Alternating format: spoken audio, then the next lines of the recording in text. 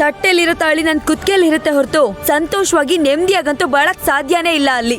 ಅಯ್ಯೋ ಹಾಗೆಲ್ಲ ಮಾತಾಡ್ಬೇಡಮ್ಮ. ನನ್ ಮಾತು ಕೇಳು. ಮೊದಲು ತಾಳಿ ತೆಗೆದು ನಿನ್ ಕುತ್ತಿಗೆಗೆ ಹಾಕೊಳ್ಳಮ್ಮ. ನಿಮ್ಗೆ ಆ ತಾಳಿ ಮೇಲೆ ಅಷ್ಟೊಂದು ಅಭಿಮಾನ ಗೌರವ ಇತ್ತು ಅಂತಂದ್ರೆ ನೀವೇ ತೆಗೆದು ಹಾಕೊಳ್ಳಿ. ಜ್ಯೋತಿ,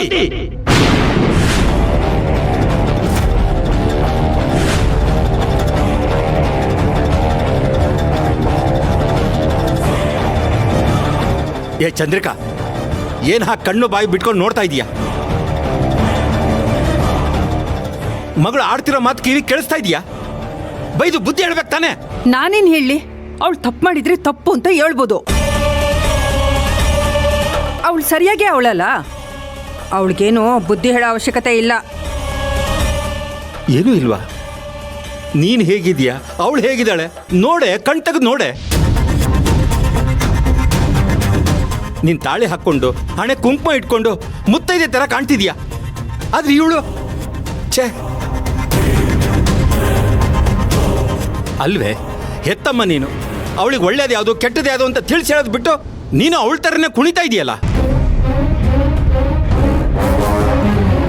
ಮಗಳ ಜೀವನ ಹಾಳಾಗ್ತಿದ್ರೆ ಅದನ್ನ ಸರಿ ಮಾಡೋದು ಬಿಟ್ಟು ನೋಡ್ಕೊಂಡು ಸುಮ್ಮನೆ ನಿಂತಿದೆಯಲ್ಲೇ.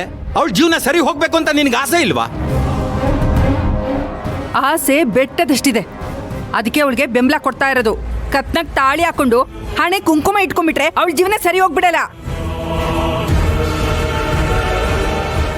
ಹೋಗಿ ನಿಮ್ಮ ಅಳಿಯಂಗೆ ಹೇಳಿ, ತಂಗಿನ ದೂರ ಇಟ್ಟು ಹೆಂಡತಿ ಜೊತೆ ಸಂತೋಷವಾಗಿ ಸಂಸಾರ ಮಾಡು ಅಂತ ಅವನಿಗೆ ಹೇಳಿ.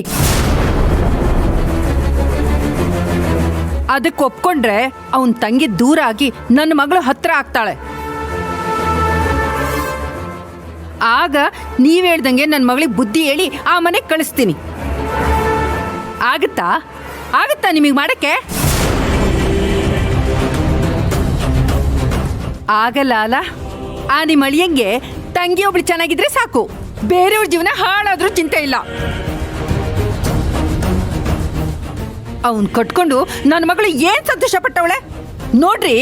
ನೋಡ್ರಿ, ಇನ್ನು ಕನ್ಯಾಗೆ ಉಳ್ದವಳಲ್ಲ.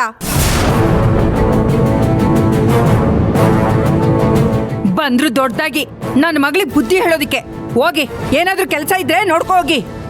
ಅವಳ ಜೀವನ ಅವಳಿಷ್ಟ, ಅವಳು ಹೇಗ್ ಬೇಕಾದ್ರೂ ಬದುಕ್ಲಿ. ಮೊದಲು ಈ ಬೇಡದೇ ಇರೋ ಸಂಬಂಧಗಳನ್ನೆಲ್ಲ ಕತ್ತರಿಸಾಕಿ. ಚಂದ್ರಿಕಾ,